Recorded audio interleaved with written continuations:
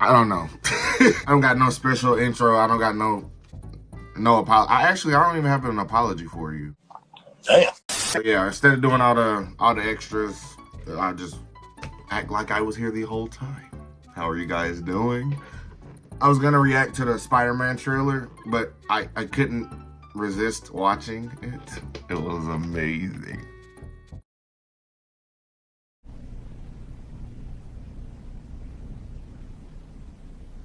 Yo, what is up, guys? It is your boy Criminal coming at you with another video. For today's video, we are going to be reacting to, what is this? The most brutal human deaths ever recorded. All right. Damn. What a start. Damn.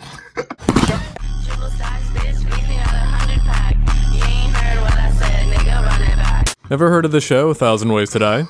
Well, Yes. if you take a look at our 300,000 years of history. Actually, hold on. Before we even get into that, I'm glad he kind of started the video with that. Bro, 1,000 Ways to Die, back in the days, what was that episode? The guy had like the full freaking latex suit on. I remember the manhole episode where the guy fell down the manhole.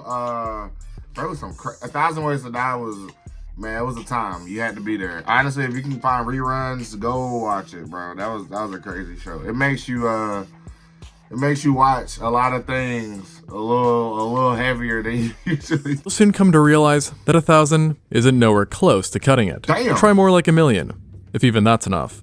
And through the ages, people have had to endure some pretty painful demises, some of which were definitely worse than others. But thankfully, thanks to technology and general progress, horrific endings are becoming less common than they used to be, especially because of just how tough ancient Earth was compared to now.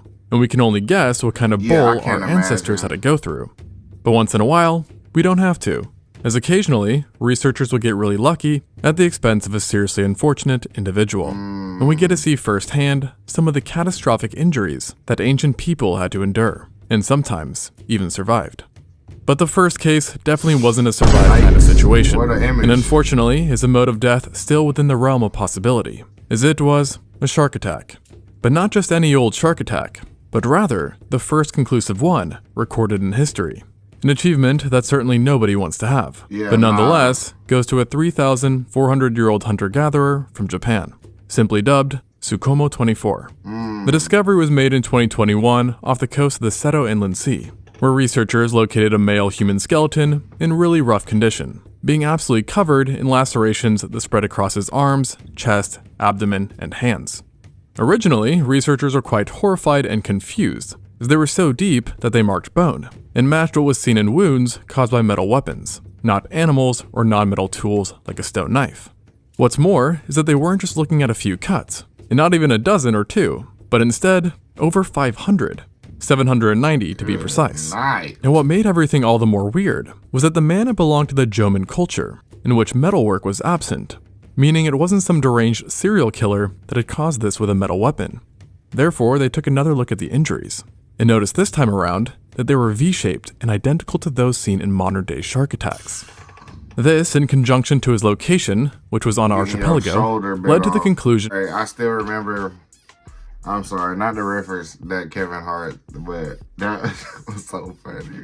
He said, remember the stand up where Kevin Hart said, he said, I don't know if I could be with a woman who don't got a shoulder. It's not, but he was like, what did he say? He said, if she put a birthday ribbon on, it's gonna be like this. Hey, man, that was crazy. That a large tiger shark or great white had killed him, and it really did a number on him during the attack, administering multiple injuries that were fatal within their own right, including the fracture or tearing of every rib, the evisceration of his chest cavity and abdomen, and to top it all off, multiple dismemberments, which included both his feet and left hand. These missing extremities also helped to tell researchers that the poor bloke was alive in the initial attack, since he likely used his hands and feet to defend himself, during which they were then bit off.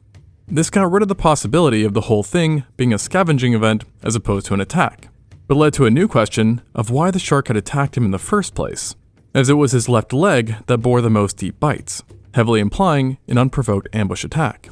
And the answer was hidden in his bizarre final resting place. Opposed to being found at sea, as one would expect, or in a place that was once submerged, the victim was found in a traditional burial site, and his bodies did not show signs of being in the water for long, meaning that he likely wasn't alone at the time of the attack. And given that the Jomon people were exceptional fishers, the current belief is that a group of people had gone out on a boat to catch fish.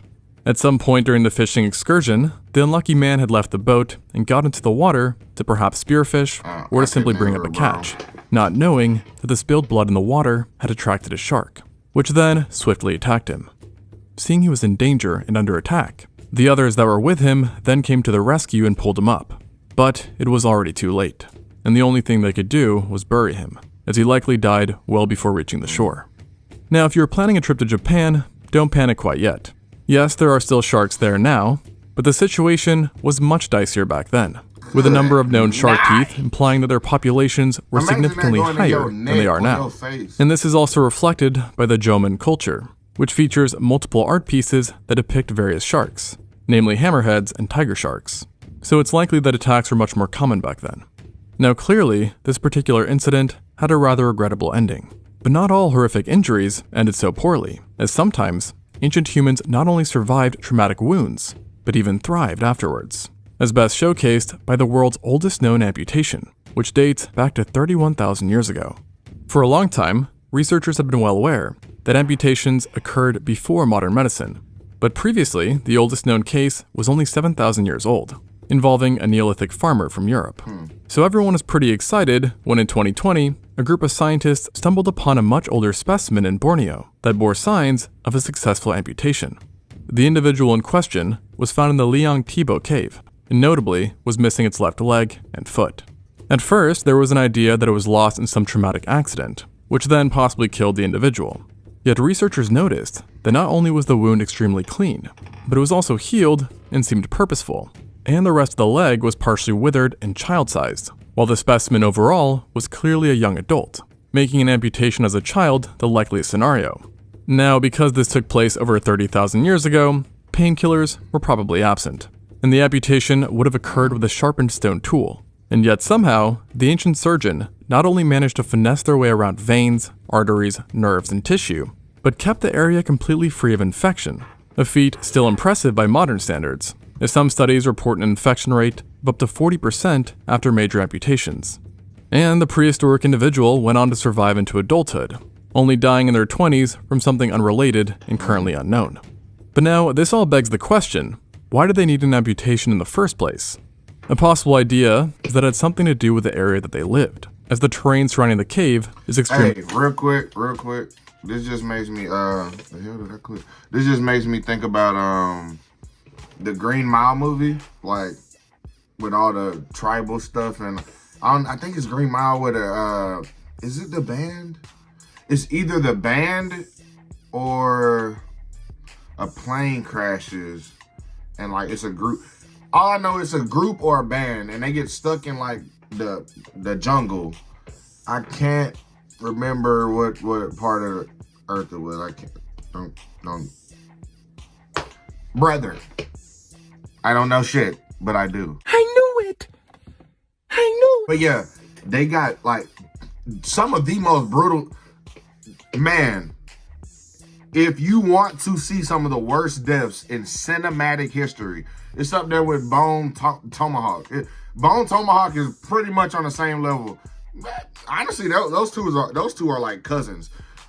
It's crazy, bro. It's like it's Green Mile or it's Green something. Look up Green teenagers stuck in the forest, and it'll pop up. Man, it's crazy. They eat his meat. Oh yeah, his meat. Damn.